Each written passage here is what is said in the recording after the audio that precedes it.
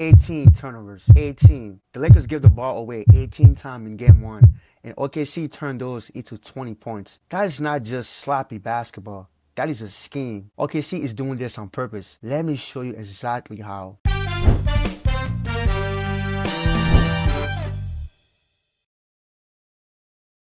So game one, Lakers play OKC. Western Conference semifinal. Final score was 108-90.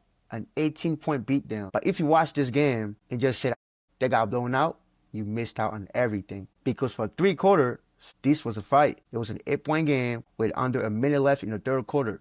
Then OKC just closed it out like it was nothing. Why? That's why we're here to break it down today. 3 things lost game 1 for the Lakers. The turnovers, the bench, the SG adjustment in the halftime. Let's get into it. All right, so here's thing number 1. The Lakers turned over 18 times. OKC scored 20 points off those 18 turnovers. That's basically a free quarter of basketball that OKC didn't have to earn. But here's what I need you to understand.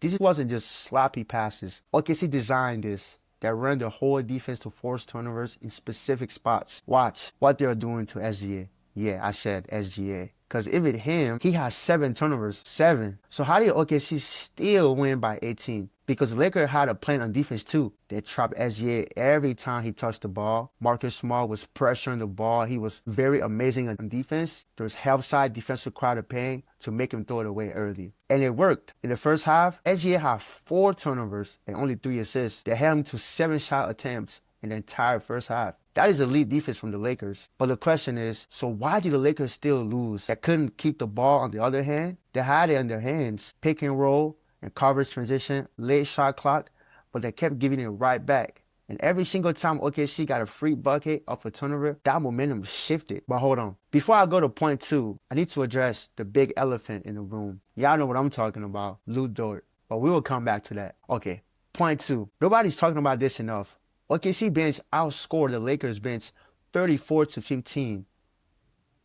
34-15. That's not a gap. That's a whole different sport. And here's what the wild part is. OKC played 11 different guys in the first half. Yep, I said 11. The rotating guys like it's a regular season, and their bench is still hitting threes. 8 of OKC 13 threes came from bench players.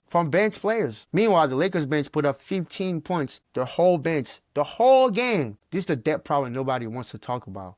When LeBron and the starters can't get stops, there's no bench energy to bail them out. OKC's bench gave them 19-point swing. You can't overcome that, no matter how good your starting 5 is. Okay, this is the part that should scare the Lakers fan the most, because this is about OKC being very smart. Okay, in the first half, the Lakers were trapping SGA perfectly. Multiple bodies were thrown at him, making play out of rotation, and it was working. But second half came. OKC came out setting screens almost at midcourt. But why? Because now the help defender are too far away to get there in time. SGA come off a high ball screen.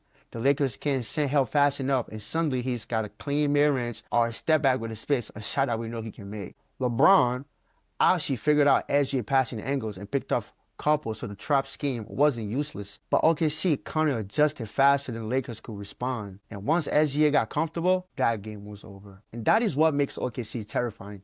They're not just talented. I mean, they're the most analytical team in the league. They have an answer for everything at halftime. If this breakdown is hitting different, drop a like. It helps more people find this film work.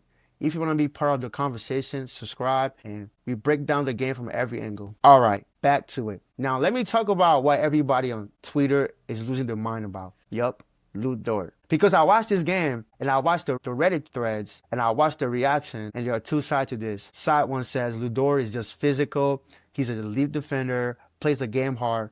Well, side 2 says some of those screens are illegal and the refs are letting OKC get away with murder. But here's my honest take. Both things can be true. Dort is elite. He's one of the best wing defenders in the league, and his physicality is very real. But some of those off-ball screens, bruh, I've seen moving picks get called less, a lot less. The NBA has a long history of letting player intensity slide a little, but that's just how it goes. But if the Lakers are going to survive this series, they just can't use the refs as an excuse. You adjust, you don't wait for the ref to save you. So my question is, are the Lakers cooked? Are they losing this series? Here's my honest take. No, not yet. And here's why. They held SGA to 7 shots in the first half with the trap scheme. that means the concept worked. They're just going to sustain it for 48 minutes. If they tied up the turnover problem, find 10 more points from the bench, and don't let OKC run the same halftime adjustment twice, this could be an interesting series. But if they come into game 2 and turn it over 18 times again, it's 0-2, and we're having a whole different conversation. So here are my predictions for game 2. The Lakers need to come out